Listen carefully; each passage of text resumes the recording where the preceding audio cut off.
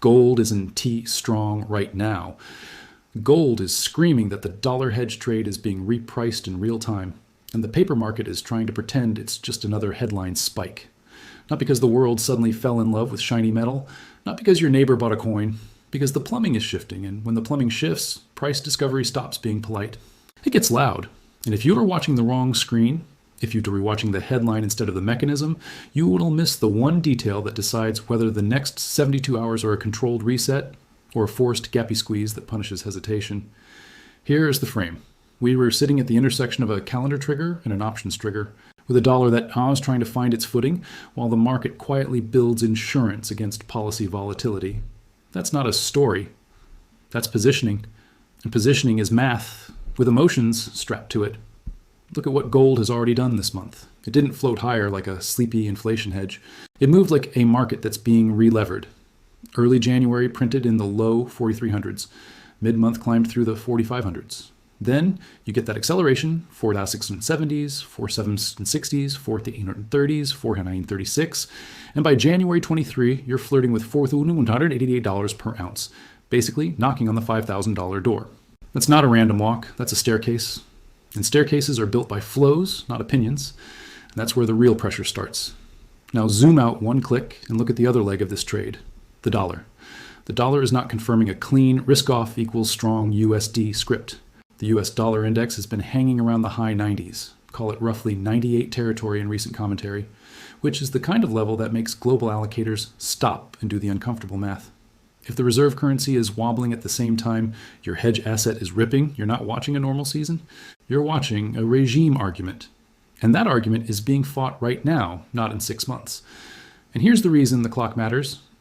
The next 72 hours matter because the calendar is forcing decisions. Dealers, funds, and corporate hedgers don't get to wait and see when expiries and a Fed week collide. The Federal Reserve's next FOMC meeting runs January 27th to 28th, with the decision and press conference on January 28th in the afternoon Eastern Time. That's a hard timestamp. And layered right over it is a gold options timing point. The February 2026 gold option contract. IS last trade date is January 27th. That overlap is not trivia. That overlap is a catalyst. Because when expiry and event risk sit on top of each other, the market stops pricing what's true and starts pricing what must be hedged. And if you don't understand that difference, volatility will play you like an instrument. So let's do this the way a grown-up desk does it. We start with structure, then we talk mechanics, then we stack proof. Then we talk about what breaks the setup. Then we finish with a next week checklist that turns drama into process. First, structure. The big psychological shelf is obvious, $5,000. Markets love round numbers because humans love round numbers and humans run risk committees. But the real level isn't the number you can say on TV. The real level is the zone where the last breakout proves itself. In this month's tape, the 4,130, 4,160 area matters because it was a stepping stone in the advance. Below that, the $4,670 neighborhood has been a pivot. And below that, you've got the mid 4,500 us as the if we're really resetting, we go here area. Don't marry any single print. Think in zones because the market lives in zones, but don't pretend zones are fuzzy comfort blankets. They're lines of forced behavior because if one level breaks, the math changes. Now the hidden detail. Here it is, clean and sharp. When gold runs into a major event week and a major options timing point at the same time, the real battle isn't about whether gold is bullish. The real battle is about dealer hedging pressure and the way options positioning can turn a normal move into a reflexive move. In plain English, sometimes price moves because people want it to. Other times, price moves because the people who sold you the options are forced to chase it. That's the part mainstream commentary misses. And that's the part that decides whether you get a clean pullback or a jumpy tape where dips don't fill and rallies don't breathe. And the next detail is what flips the whole setup. Let's unpack the mechanism without making it feel like a textbook. And when traders buy call options, someone on the other side sells them those calls. Often that someone is a dealer or a market maker. Dealers don't want to sit around with a naked directional exposure. So they hedge. The simplest hedge is delta hedging. They buy some of the underlying futures or related exposure to offset the option S directional sensitivity. Here's the reflexive part. As price rises, the delta of a call option rises. That means the dealer has to buy more to stay hedged. Buying to hedge pushes price up. Higher price increases delta. Delta forces more buying. That's a feedback loop. If the market is in a zone where dealers are short gamma, meaning their hedging needs increase as price moves, then volatility can feed on itself. And if you run that loop into thin liquidity, you can get that feeling in the tape where price levitates, not because everyone is euphoric, but because the other side is trapped in a hedging treadmill. But that's not the part that matters most. The part that matters most is when that treadmill turns off. Expiry changes everything. Near expiration, the sensitivity of options can change quickly. The hedging flows that supported price can become unstable. Sometimes the magnet effect pulls price toward a strike. Sometimes it snaps away. And when you layer that onto a Fed decision window, where implied volatility often gets bid, dealers can just shrug. They have to manage risk with real trades. That's why the next 72 hours are not just another week. They're a compression point. Now, before anyone gets clever and says, so you're predicting a gamma squeeze? Slow down. We're not predicting. We're mapping. We're saying, here are the conditions that create forced flow. Here's how to recognize it. And here's what would invalidate it. That is how you build trust with a skeptical audience, by giving them the mechanism and the escape hatch. Proof stack time. And we're not doing one proof point. We're stacking 5. Because one argument is a story. 5 arguments is a setup. Proof point 1, the speed and shape of the move. This January advance has been a staircase. A staircase is characteristic of re-hedging and repositioning, not sleepy long-only accumulation. When gold climbs from roughly $4,325 in early January to nearly $4,188 by January 23rd, you're looking at a sharp repricing window. Sharp repricing windows tend to coincide with macro catalysts, policy uncertainty, and derivatives positioning. It doesn't prove the future, but it tells you the market is not calm. And calm markets don't gap. Uncalm markets do. Proof point 2, the calendar trigger is real and specific. January 27th is not a poetic idea. It emits a date where a major gold options contract hits its last trade day for February 2026. January 27-28 is also the FOMC meeting window. That overlap is the kind of thing desks actually plan around, because the market doesn't care what you believe. It cares what you have to do on deadline, and deadlines create forced behavior. Proof point 3, the institutional narrative is shifting in public. When major banks start talking about higher gold targets, the important part is not the number they throw around. The important part is what it implies about their client flow and their internal stress tests. Big institutions don't upgrade targets because they got inspired by a chart.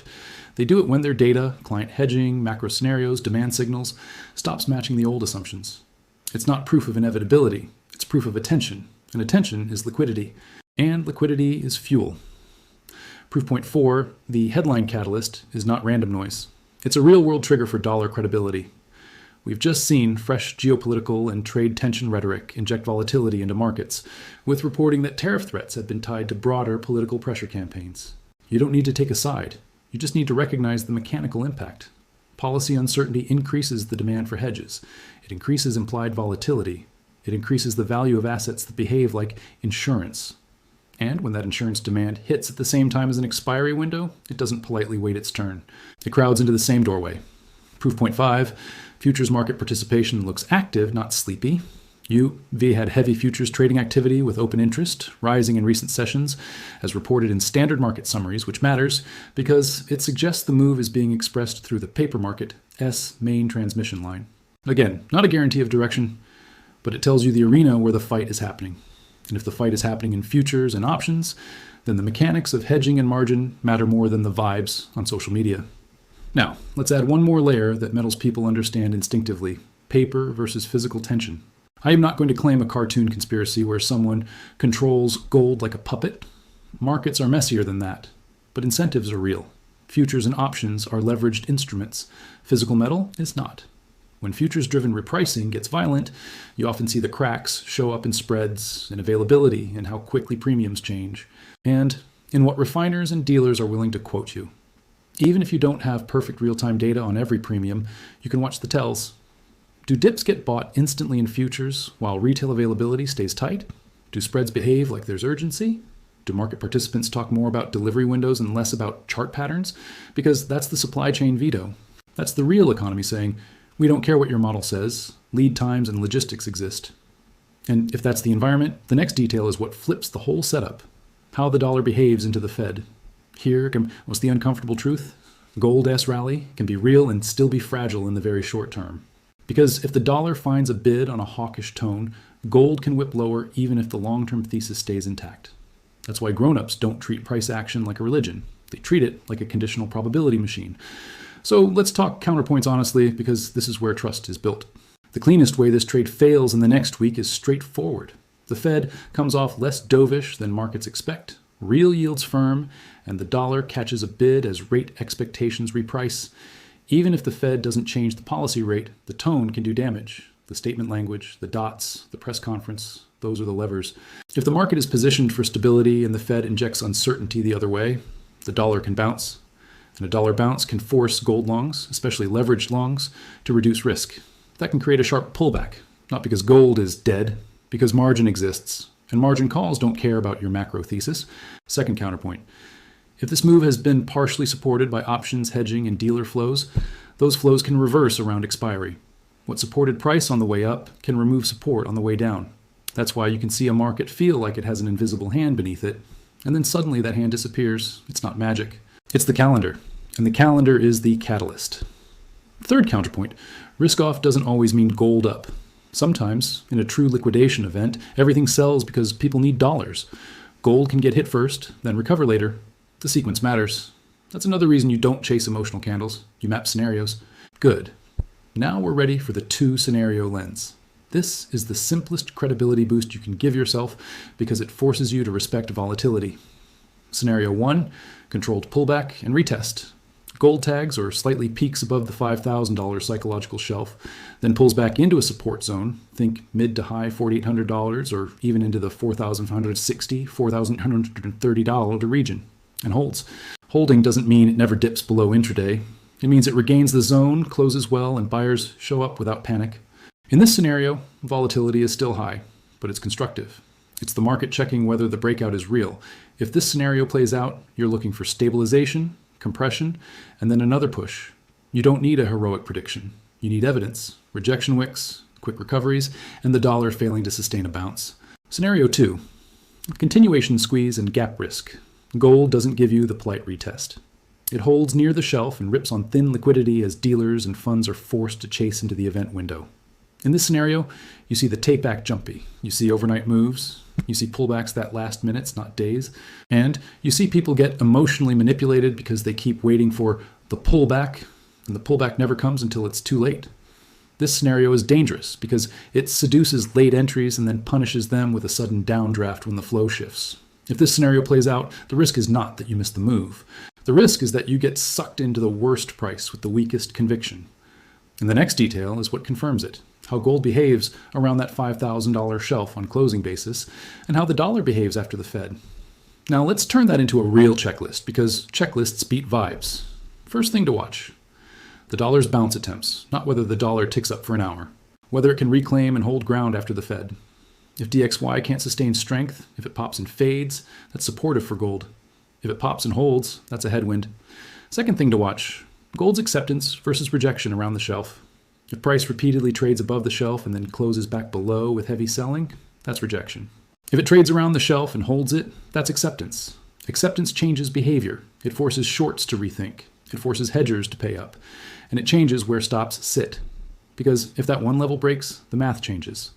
Third thing to watch, volatility behavior into the window. You don't need a fancy terminal to understand this. You can feel it. Are moves getting bigger? Are reversals getting sharper? Are rallies being sold instantly, or do they grind higher? Rising volatility into an event is normal, but the character matters. Violent two-way action often means positioning is stressed. Stressed positioning can lead to forced moves, and forced moves do not ask permission.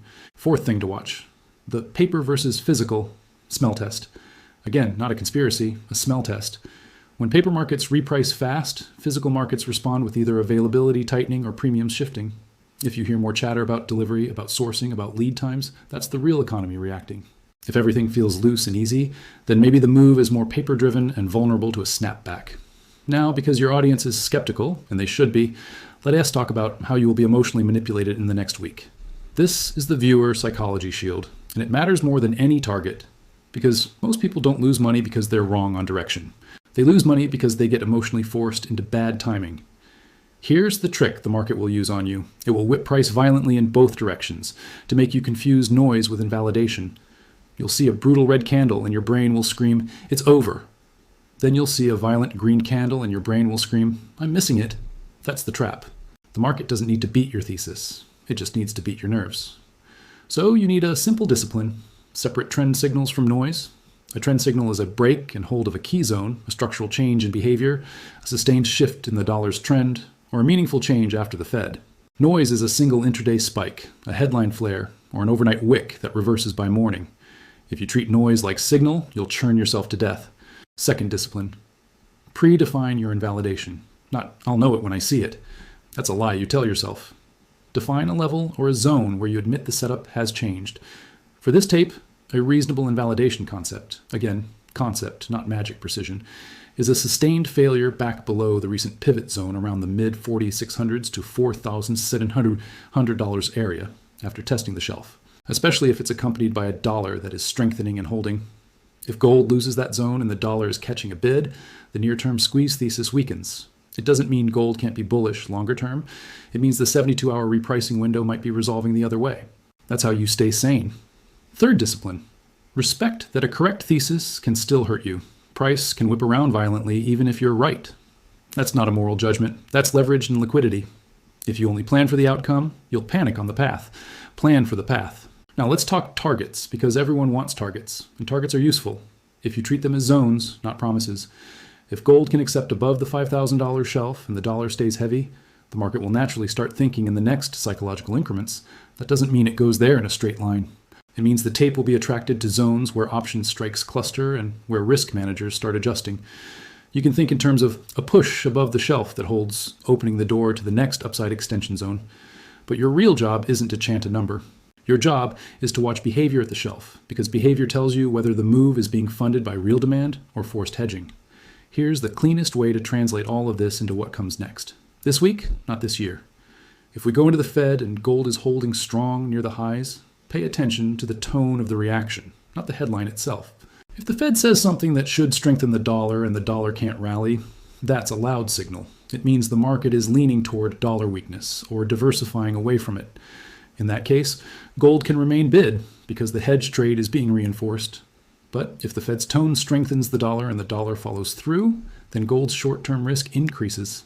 That's when the controlled pullback scenario becomes more likely. And that's where the real pressure starts. Also pay attention to what happens around the options timing point.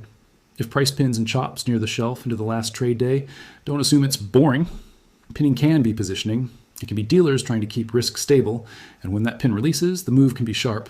The next detail is what flips the whole setup, whether the release happens up through the shelf with acceptance or down into the support zone with a fast reclaim.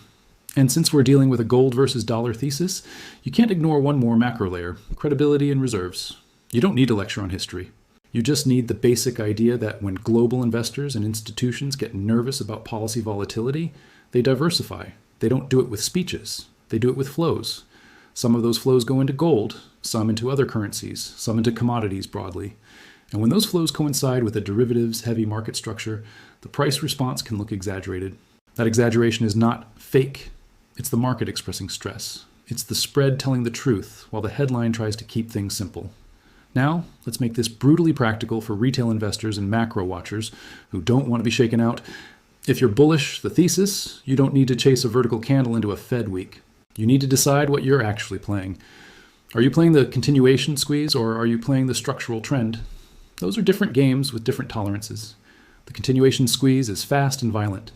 The structural trend is slower, but it still whips. If you confuse the two, you'll either take too much risk or miss the move entirely. If you're skeptical and you think this is a blow-off, you also don't need to short a freight train just because you don't like the number on the screen. Your edge comes from waiting for evidence of rejection, repeated failures at the shelf, a strengthening dollar that holds, and a loss of key support zones. Without those, you're just betting against a flow machine. And flow machines can stay irrational longer than you can stay solvent because the machine isn't irrational, it's mechanical. Now for the subtle part, the part that separates pros from people who get farmed by volatility, the market will try to bait you into thinking you have to act every hour. You don't. You need a small set of conditions that, if met, justify action. Everything else is entertainment. Here are those conditions in plain language. Confirmation conditions. Gold holds near or above the $5,000 shelf on closes. The dollar fails to sustain a rebound after the Fed, and the pullbacks remain shallow and quickly bought. That combination suggests the repricing is being accepted, not just printed. Weakening conditions. Gold repeatedly rejects the shelf with heavy selling. breaks back into the mid 4700s and struggles to reclaim, and the dollar strengthens and holds after the Fed. That combination suggests the 72-hour repricing is pausing or reversing. Invalidation concept, a sustained breakdown through the recent pivot structure.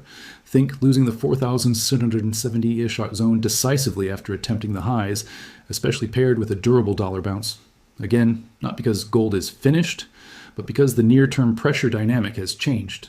Because if this one level breaks, the math changes. And yes, even if you nail the direction, the market can still whip you. That's not pessimism, that's respect. Respect is the difference between surviving and becoming liquidity for someone else's hedge. So what's the hidden detail payoff I promised? It's this. The next 72 hours are less about gold versus dollar as a debate and more about gold versus forced hedging as a process. If the market is short gamma into this window, price can behave like a living thing, skittish, explosive, and allergic to equilibrium. If the market flips to long gamma after expiry or after the event, price can suddenly feel calmer, even if the trend remains up. That flip is the difference between a tape that keeps squeezing and a tape that finally gives you a retest. And it's exactly why your plan needs to be scenario-based, not emotion-based. Near the end here, I'll give you the simplest identity-based CTA that isn't begging. If you're the kind of investor who wants mechanics over mythology, who wants checklists over vibes, then stick with people who talk in conditionals and invalidations, not guarantees. Because guarantees are how you get sold tops and scared out of bottoms. The community you want is the one that says, here's what I think, here's what would prove me wrong, and here's what I'm watching next. That's how you build trust in a market designed to break trust. Final rundown. Watch the dollar into and after January 28th. Watch gold's behavior at the $5,000 shelf. Watch the support zones below it, especially that $4,760, $430 region, and the pivot near the $4,670 area. Watch volatility character. Jumpy and gappy favors the squeeze scenario. Deeper pullback with fast reclaim favors the controlled retest scenario. And above all, remember, the market can and will whip you even if you're right. Your edge is not predicting the next candle. Your edge is having a plan when the next candle tries to manipulate you. Because right now, gold isn't asking permission. It's repricing the hedge trade in public. And if the dollar can't reassert itself into this calendar window, the market will keep pulling capital toward what feels like insurance until the moment the hedging machine changes state. That moment is close. That moment is why this week matters. And that's where the real pressure starts.